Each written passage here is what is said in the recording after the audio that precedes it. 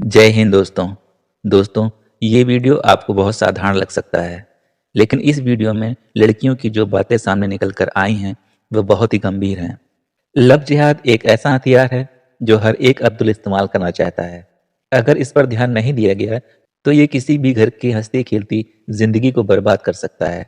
अगर हम अपने घर की बच्चियों का ख्याल नहीं रखेंगे, उसकी बातों को नज़रअंदाज करेंगे, तो हो सकता है वो भी किसी अब्दुल की हैवानियत का शिकार हो जाए और ज़िंदगी भर का रोना हो जाए।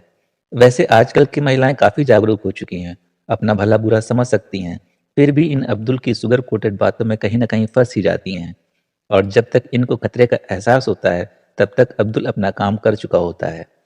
ऐसे में महिलाओं को सिर्फ इतना ही समझाया जा सकता है, प्लीज़ इन अब्दुलों से शुरू से ही दूरी बनाए रखें। ये आपसे मेल मिलाप की लाख कोशिश कर लें, चाहे कितनी भी मीठी-मीठी बातें करने की कोशिश करें। इनको ज़रा-सी भी लिफ्ट देने की ज़रूरत नहीं है। दोस्तों, आगे बढ़ने से पहले आपको याद दिला दूँ, इस चैनल को डेड होने से बचाने के लिए आपको लाइक, शेयर और कमेंट करना बहुत ज़रूरी है। ये चैनल किसी से भी फाइनेंशियल सपोर्ट की डिमांड नहीं करता है। आप सबका लाइक, शेयर और कमेंट ही हमारे लिए बहुत बड़ा सपोर्ट है। ठीक है। शालिनी जी।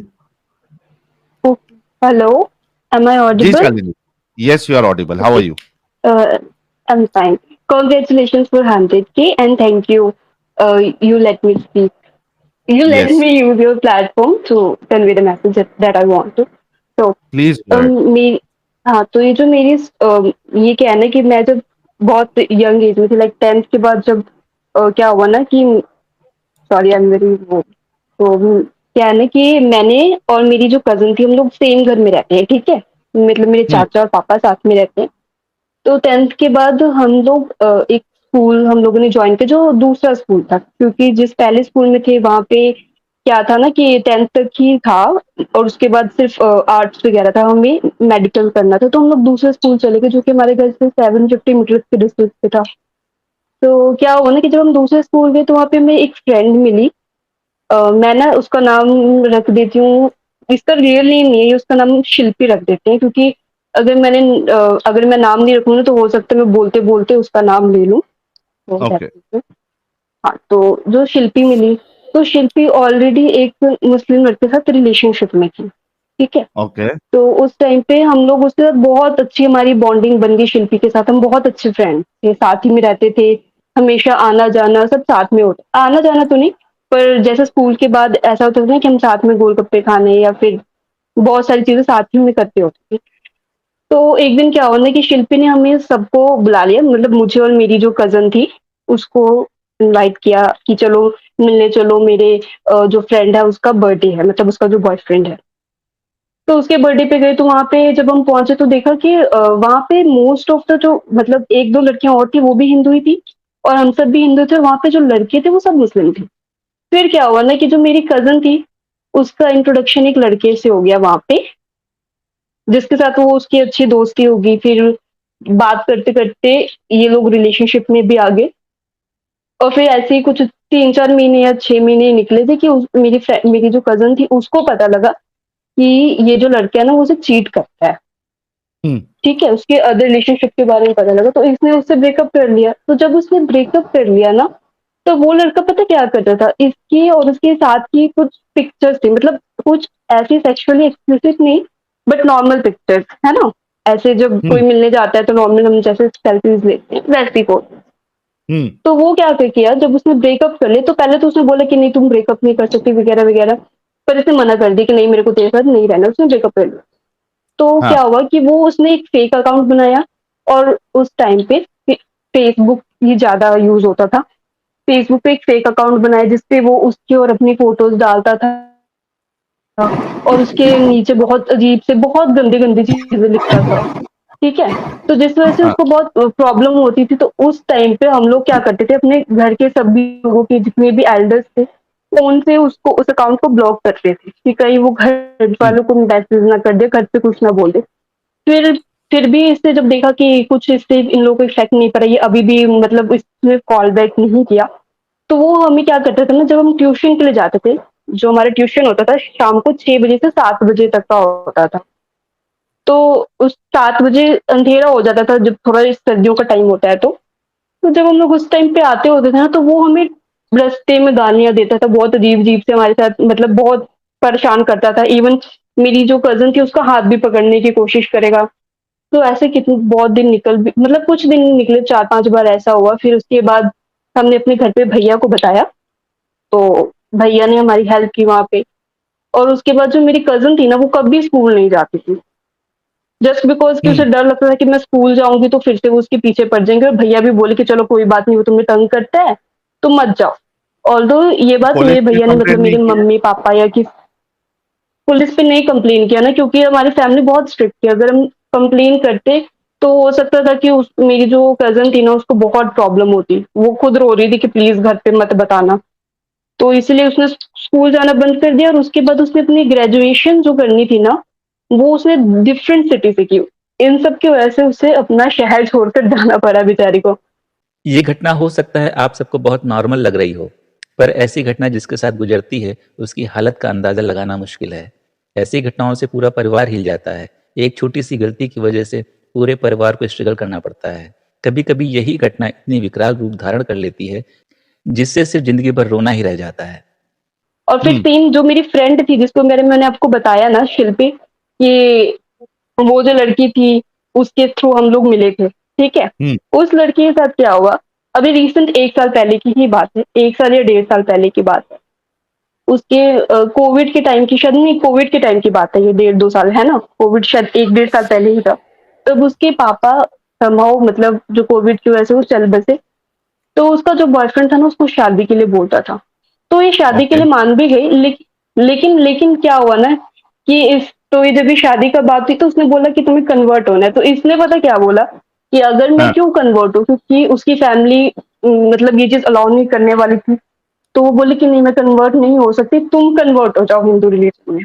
तो वो बोले कि हाँ, नहीं, मैं हिंदू में नहीं कन्वर्ट हो सकता है, तुमको मुस्लिम में कन्वर्ट होना पड़ेगा। फिर उसने उसे बोला कि अगर तुम हिंदू, कहते कि मैं तो मुस्लिम में कन्वर्ट होने से ही नहीं रही, या तो तुम हिंदू में कन्वर्ट हो जाओ। क्योंकि इनिशियली जब इन लोगों का रिलेशनशिप स्टार्ट हुआ था ना, तो वो जो हाँ, लड़का था ना, वो लड़का इससे बहुत ऐसे मतलब ऐसे करता था कि अरे यार, मैं तो सब रिलीजन को मानता हूँ, ये करता हूँ, वो करता हूँ, और हमारे पास कभी कोई रिलीजन बैरियर नहीं होगा तुम्हारे मेरे बीच, ऐसा ऐसा उसको बोलता होता था। हाँ, उनका काफी हाँ, लॉन्ग टर्म रिलेशनशिप भी था। बट एट द एंड वो उसको इस चीज के लिए बोल रहा था। ऑल्दो जो मेरी फ्रेंड थी ना, वो इस चीज को ऑलरेडी फील कर चुकी थी, क्योंकि वो मुझे हम लोग को बताती भी होती थी कि वो मेरे साथ कभी मंदिर नहीं जाता है, या मैं उसे कोई भी अपनी रिलीजियस एक्टिविटी में बोलती हूँ तो वो नहीं जाता। लेकिन वो मुझे फोर्स करता है कि तुम एक दिन का कम से कम रोजा रख लो। हुँ, ऑल्दो वो उसे ऐसे नमाजें वगैरह पढ़ने को नहीं बोलता था, लेकिन उसको रोजा रखने के लिए बोलता था। और हाँ, कई की बार उसे जैसे जब वो जैसे उसके वो पापा की। एक्चुअली वो एक्चुअली हाँ। ट्राई कर रहा था कि इसको आहिस्ते-आहिस्ते जो है ना, वो पहले एक रोज़ा हम्म। रखवाओ, फिर उसके बाद हम्म। फिर बोलता है कि थोड़ा यार आप जो है सर पे पल्लो ले लिया करो। वो इस तरीके की कोशिश कर रहा था कि आहिस्ते-आहिस्ते इसके अंदर चीज़ डाली जाए। चीज़ डाली जाए, हाँ जी।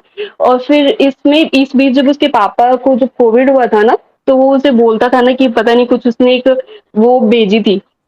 एक कर इनकी एक दुआ होती, कहते हैं जैसे पढ़ने से सारी प्रॉब्लम ठीक हो जाती है, समथिंग कुछ ऐसा था। दुआ की कुछ आयत कुछ ऐसा था, रिलीजियस हुँ, चीज़। इसको बोला कि तुम ये पढ़ा करो, तुम्हारे पापा ठीक हो जाएँगे। ऑल्दो इसने ऐसा कुछ नहीं किया, बट ये चीज़ें उसने मुझे बताई कि ऐसा-ऐसा होता है कि वो हमारे साथ मंदिर नहीं जाता, लेकिन मुझे रोज़े के लिए बोलता है, मुझे ये सब ऐसी आयतें पढ़ने के लिए भेज देता है। फिर जब इसके पापा की डेथ हो गई, तो फिर कुछ दिन महीने बीत गए, मतलब कुछ महीने क्या, 6-7 महीने ही हुए।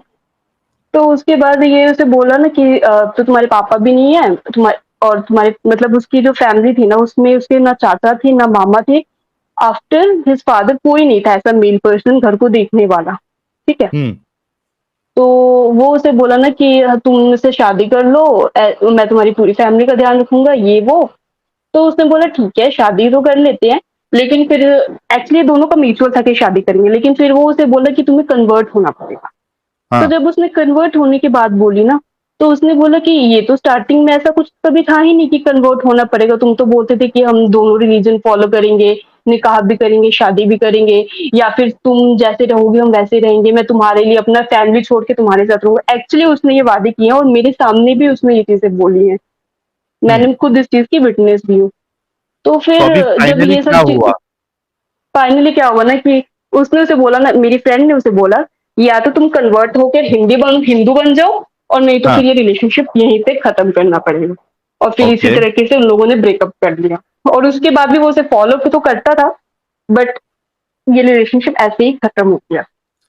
सबसे पहली बात तो मैं उनको सल्यूट करूंगा जो आपकी दोस्त थी कि वो, हम्म। मतलब आधा सल्यूट करूंगा, क्योंकि सबसे पहली बात तो उनको इस ट्रैप में फंसना ही नहीं चाहिए था, मोमिन के चक्कर में। हाँ जी। लेकिन ठीक है, वो फंस गई।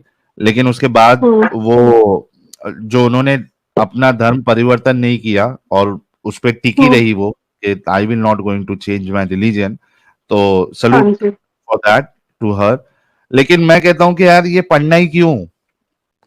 आए दिन लव जिहाद की रूह कपा देने वाले केसेस सामने आते रहते हैं। न जाने कितनी लड़कियों को उनके ही अब्दुल ने छोटी छोटी बोटियां करके पन्नी में भरकर नदी नालों में बहा दिया है। फिर भी ये लड़कियां न जाने क्यों इन अब्दुल के चक्कर में फंस जाती हैं। वो कुछ भी ये बोले, तो तुम ऐसे ही रहो, मैं वैसे ही रहूंगा, क्यों पढ़ना जबरदस्ती यार? अपनी तुम्हारी कम्युनिटी में क्या लड़कों की किल्लत हो गई है? अच्छे लड़के नहीं सर मिल ये रहे तुमको? सर यही तो बात है ना, हमारे आसपास जितने भी लोग जानते थे ना, वो मेरी हाँ। कजन को भी समझाते थे और उसको भी समझाते। क्लास की सारी लड़कियां मिलकर इन दोनों को समझाया करती थी कि ऐसा मत करो, लेकिन ये दोनों समझती नहीं थी। एक को तो बस कुछ 3-4 महीने बाद ही पता चल गया दूसरे की रियलिटी, और इसको काफी टाइम लग गया रियलिटी जानते जानते। तो यार लड़की लोग जितना जो देख रहे हैं, सुन रहे हैं, ये सब चक्कर में मत पड़ो यार। हाँ जी। ये मोमिनों के चक्कर में पड़ो ही मत। मेरा अब्दुल एकदम अलग है, वो एकदम सॉफ्ट है, वो मुझे कोई चीज के लिए नहीं रोकता, आगे रोकेगा ही वो, कुछ ना कुछ लाएगा बीच में। क्यों पड़ रहे हो ये सब चक्कर में?